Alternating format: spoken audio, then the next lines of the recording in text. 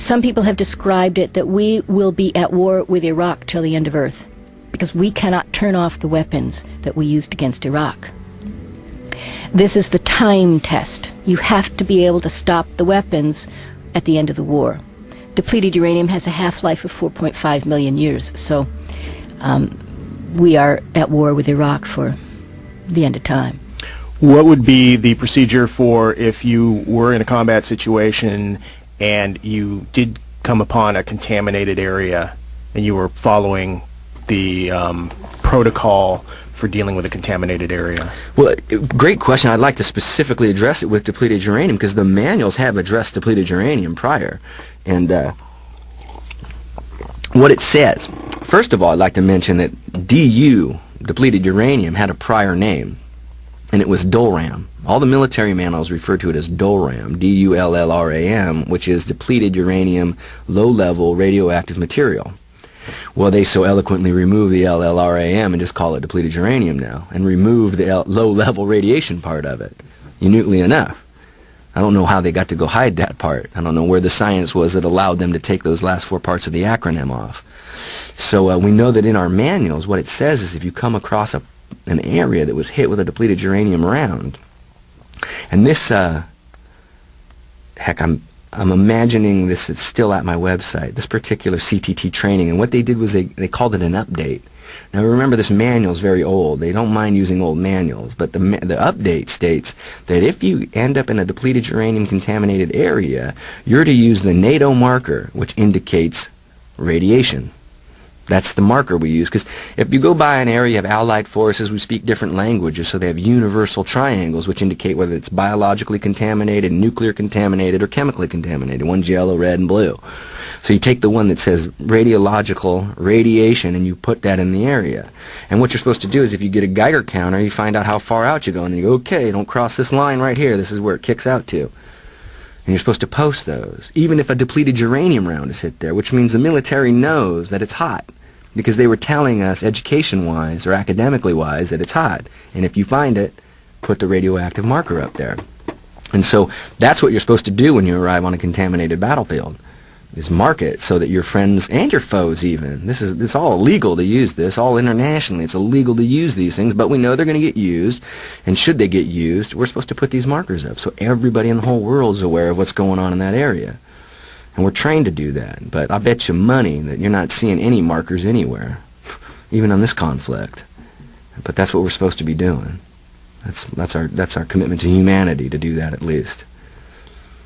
Do you know of any conflicts that those have ever actually been used in? Because we know that DU has been used in places like, Yugoslavia and even in testing areas like, let's say, down in Puerto Rico, where, they know enough not to let the civilians in there, but right. I doubt there's any markers there. No markers. To mark it, we would have to admit that we got a situation going on. I mean, there's 1.1 billion tons of depleted uranium in America right now that they got to get rid of. And this is the way they're getting rid of it. They're hurling it all around the world. And no, I don't have one account of a marker ever being put anywhere. Not even in Hiroshima or Nagasaki, I bet they even put a marker up.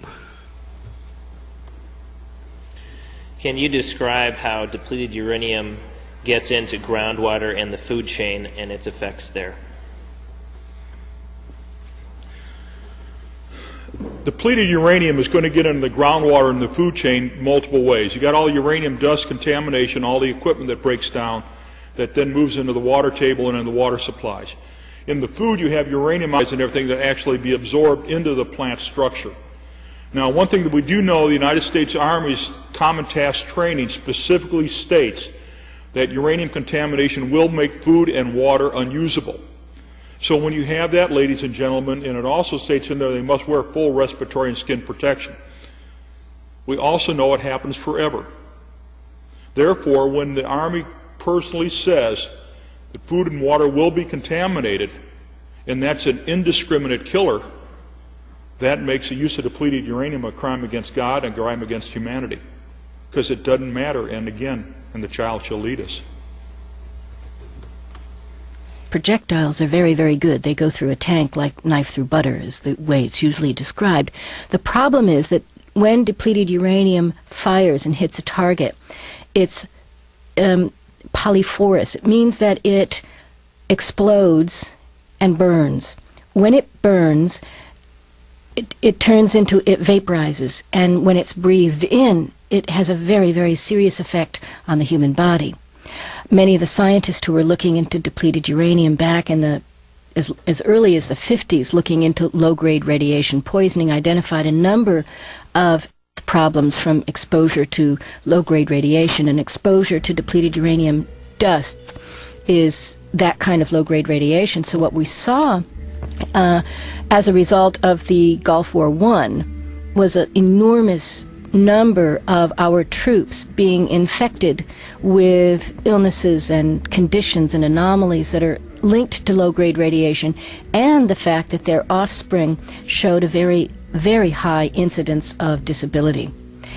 When I found out about depleted uranium in 1996, I knew that it was impossible to use such a weapon in a way that would be legal. So I brought that situation to the United Nations, but first the Commission on Human Rights in 1996, and in the summer of 1996, the Subcommission on Human Rights that sits under the United Nations Commission on Human Rights. These sessions are in Geneva. And lo and behold, the opinion at the subcommission was exactly the same as mine. You hear about depleted uranium and you know it's illegal. You know this is just shocking, absolutely shocking and inhumane. And within a week of my testimony and sessions that we had and talking with members of the subcommission, they adopted a resolution which indicates that the use of depleted uranium weapons is incompatible with existing law and is hence illegal. Now, sometimes people ask me, well, but what was their legal reasoning? You know, what is it about depleted uranium that makes it illegal? Well, the first rule of weapons is that the weapon has to be containable to the legal field of battle. So if you target a tank, you can't have what hits the tank also hit a school or a place that is not a legal military target. The problem with depleted uranium is it vaporizes, and the vapor just leaves the tank and goes over to a hospital, goes over to a school, goes over to a civilian neighborhood, a market. It can even go across the border and attack people with whom you're not at war, which is also illegal.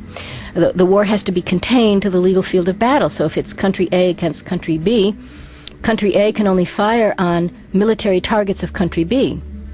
But if when they do that, the residue scatters all over the place, then that's an uncontainable weapon. Another way it's talked about is it's indiscriminate.